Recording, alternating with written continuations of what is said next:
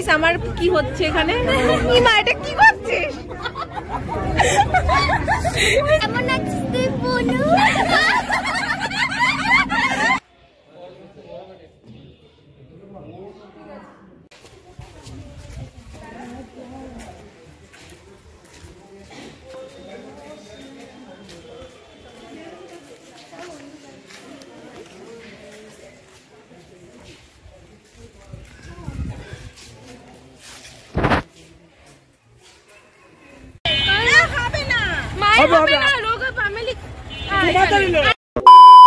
Welcome back to my channel. আশা করছি ভালো আছো। তো আমার ইন্ট্রোটা দিতে অনেক লেট হয়ে গেল। সেই 7:30 সময় ঘুম থেকে উঠেছি আর উঠে এত তাড়াহুড়ো লেগেছে যে ইন্ট্রোটাও দিতে পারিনি। আর আমরা আজকে যাচ্ছি কোথায় সবাই মিলে সবটাই তোমাদের সাথে শেয়ার করবো। তার জন্য কিন্তু তোমাদের ব্লগটাকে কন্টিনিউ করতে হবে। চলো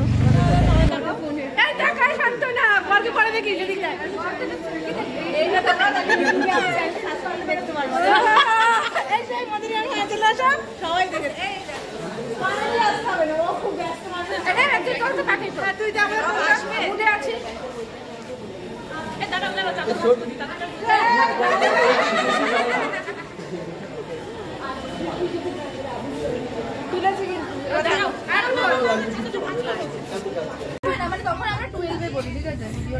আমার কি হচ্ছে এখানে? ইমা এটা কি করছিস? বলার ভিতরে যে নারীকে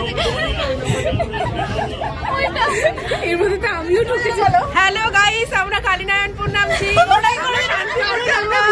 ভুল ট্রেনে ভুল টাইমে উঠে পড়েছি। না না আমরা যাচ্ছি বলে তাই আমরা পরিচয় দেবো না। আমরা একা একা এসেছি। আরে এই চলে এসেছে কালীনারায়ণপুর, চলে এসেছে।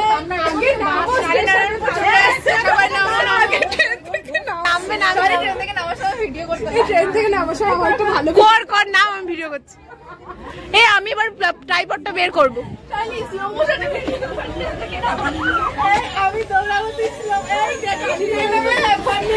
চলো চলো নামানো। দেখো পাল নেমেছে, পাল।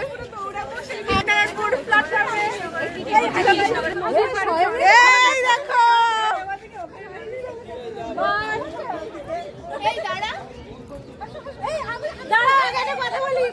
কোনদিন আমার ব্লগে আসতে চায় না। আজকে সবার আগে লাফিয়ে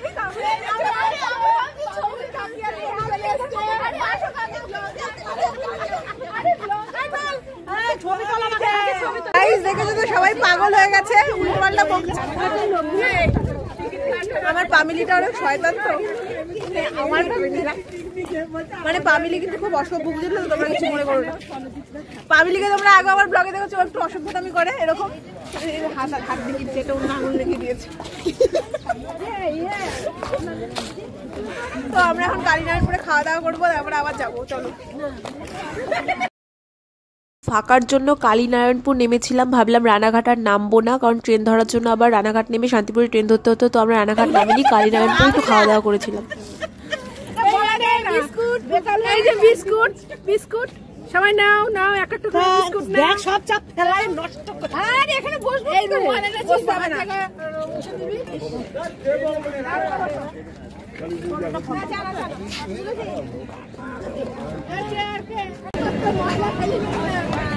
বলো এবার যেটি তুমি কি বলছিলা। আমি আর কি বলবো, বলতে বলতে একদম বেড়া হয়ে গেছে। এই তোমরা একটা ফ্যামিলির ইংলিশ শুনবা। ফ্যামিলি এরকম করে ইংলিশ বলে। সবাই সক্স মানে কি? আমরা ইংলিশে নরমাল কথা বলিনি, যে ইংলিশ ঠিক আছে বলতে হবে hello hello hi bye bye. ও বলে ভীষণ হ্যালো, তোরা প্রোনাউন্সিয়েশন কেন ঠিক করে করতে পারিস না? হ্যাঁ ও মিমি করে দেয়। বলো বলো বলো। বল বুনু কেমন আছিস তুই বুনু?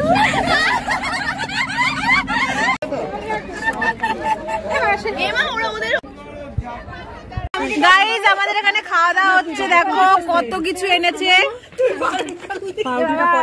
এই যে সব ফটো দিবি এইচডি করে। খেতে পারি না গো। তোমরা যাই দেবে আমি তাই খাবো। আমার এমনি কোনো ঝামেলা নেই। আমার আলু সিদ্ধ ভাত দিলে আমি সেটা খাবো। শুধু মাঝে মাঝে একটু বলি। কোথায় গিয়ে শোনো শোনো, আগের দিন পামেলি গেছে আমাদের সাথে বাইরে ডাঙাতে, গিয়ে 1 প্লেট বিরিয়ানি খাওয়ার পর বলে আমার বিল নেই, টাকা নেই।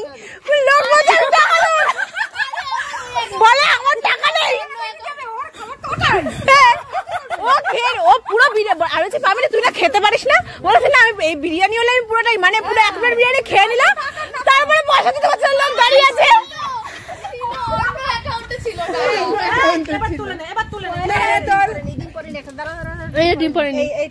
আমাকে মিষ্টি দেবে না কিন্তু, যেটা মিষ্টি আমাকে ফেলে দিস। ভাই এটা কি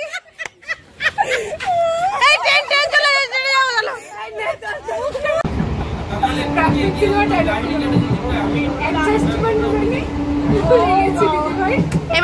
এবার দুজনকে তুলে দিলাম।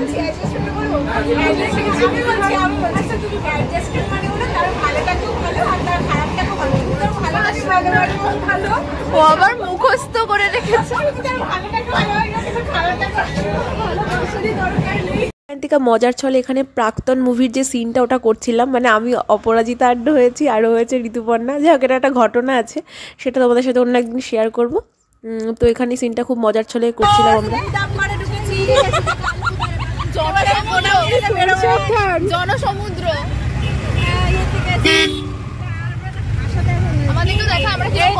বসে রয়েছি। এইটা তো ভেঙে যায় অটোটা, এটাই ভাগ্য ভালো, এই লোকের যে কত ক্ষতি হয়ে গেল। এখন নেমে পড়ছি, আর দেখো এরা কি শুরু করেছে, বিশাল মজা হচ্ছে কিন্তু। এই যে আমরা এখন চলে এসেছি, লোকেশনটা তোমাদের একবার দেখাই, দাঁড়াও ঘুরিয়েছি।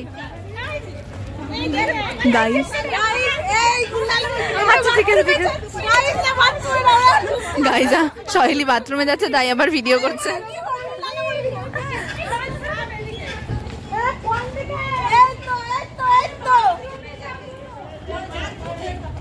দেখো কি সুন্দর জায়গাটা।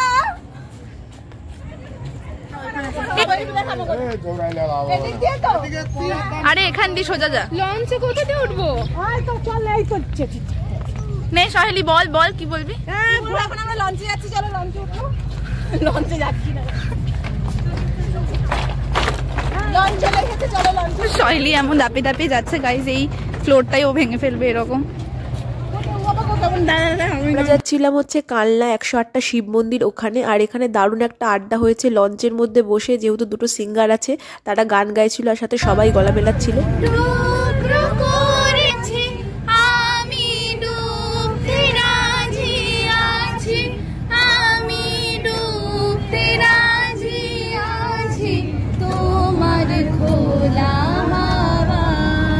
গরম লাগছিল, তার জন্য এইরকম একটা টেস্ট করে দিলাম, সবাই ঠিকঠাক হচ্ছে। আমরা বনগাঁ থেকে গেছিলাম শান্তিপুর কালনাতে, আর প্রথমে আমরা বনগাঁ ট্রেনে উঠেছি, দেন শান্তিপুর নেমেছি, ওখান থেকে আমরা অটো করে গেছিলাম ঘাটে, আর লঞ্চে করে ঘাট পার হয়েছি। তারপরে একটা অটোকে রিজার্ভ করা হয়েছিল, মানে এক একজনের 45 টাকা করে পড়েছিল, বলেছিল সবটা ঘুরিয়ে দেখাবে, আর সেখান থেকে মোটামুটি 500 টাকার মধ্যে আমরা ঘুরেছি, পুরোটা ঘুরিয়েছে, আমাদের অনেক কিছু দেখিয়েছে। জুতো এখানে খুলে রাখছি টোটোর মধ্যে, মানে সরি অটোর মধ্যে, অটোটা ভাড়া নেওয়া হয়েছে।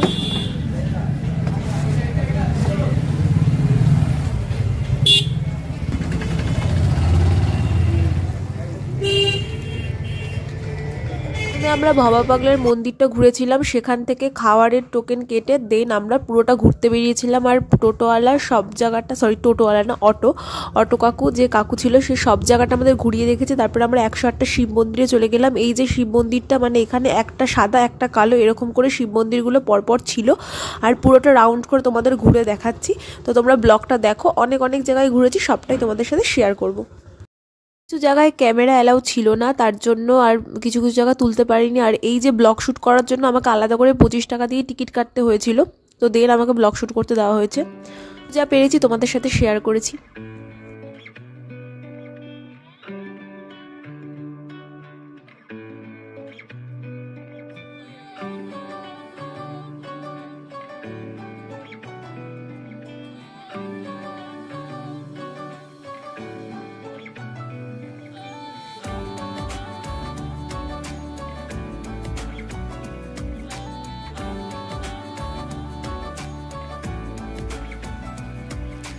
ভাল লাগে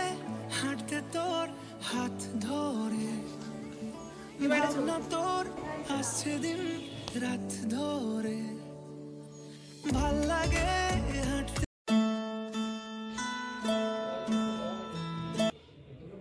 তো আমরা ঘুরে নিয়েছি সবটা, এবার আমরা যাব আরেকটা জায়গায়। তো চলো ব্লগটা কন্টিনিউ করো।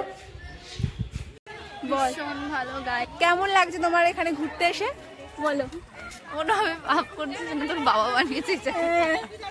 বল আমার বাবাই তো বানিয়েছে, জানিস না? বল। এখানে আমার একটা ছবি তুলে দে। এখানে আমার একটা তুলে দে। বলো তো তোমার কেমন লাগছে? খুব ভালো লাগছে। কাকি আমাকে এখানে একটা তুলে দে।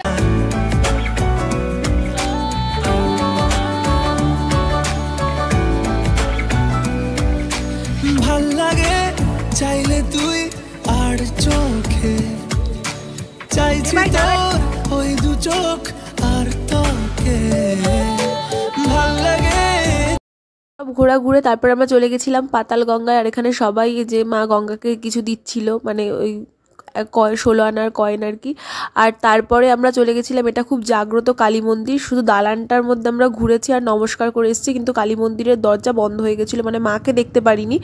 আর সবাই তারপরে দেখছিল কি সুন্দর, দেখো আমি ছাড়তে তোকে পারবো না, আমি ভুলতে তোকে পারবো না, ছেড়ে বাঁচতে তোকে হয়ে জানা রাজি একবার। আছে আমাদের রেখে চলে গেছে গাড়ি। এতটা ভারী আসলে এই যে মহাপ্রভুর ঝুলন্ত মন্দির, যেটা এখন বন্ধ হয়ে গেছে।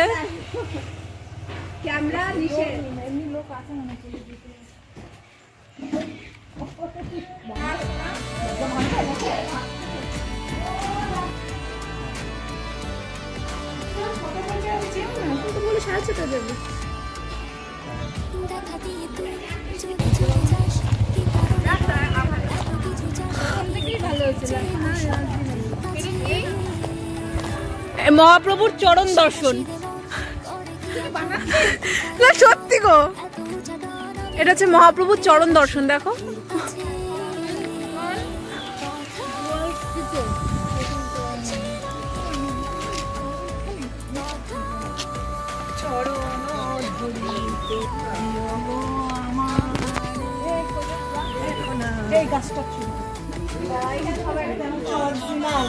অম্বিকা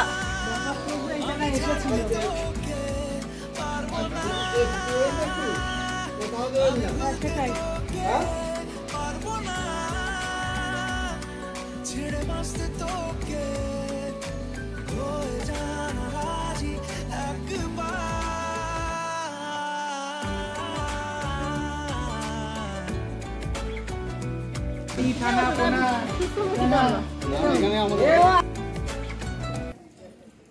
তো আমরা এইখানটায় যে মন্দিরটা দেখছি, এই মন্দিরে খাওয়া দাওয়া করলাম, টোকন কেটে রেখেছিল। তারপর আমরা সব জায়গায় ঘুরে এসেছি, তো খাওয়া দাওয়া করলাম। আর যারা যারা আসছে তার জন্য বলে দিই যে 70 টাকা করে নিয়েছে টোকেন।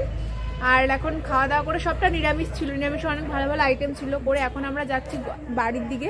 এবার দেখি। হ্যাঁ 5 রকম পদ ছিল। ও 5, হ্যাঁ ওগুলো বলো পরে। চলে আর এইটুকু থাক। ক্যান্ডিড ভিডিও ঝামেলার জন্য আর ব্লগ শ্যুট করতে পারিনি, বাড়ি চলে এসেছিলাম। আর বাড়িতে এসে বৌদিদের বাড়িতে এসেছিলাম, বৌদিদের বাড়িতে আইবুড়ো ভাত ছিল, তো সেখানে খাওয়া দাওয়া ছিল। একটা বৌদি একটা বান্ধবীর আইবুড়ো ভাত ছিল। তো ভিডিওটা ভালো লাগলে অবশ্যই চ্যানেলটাকে সাবস্ক্রাইব করে দিও। টাটা, দেখা হচ্ছে নেক্সট।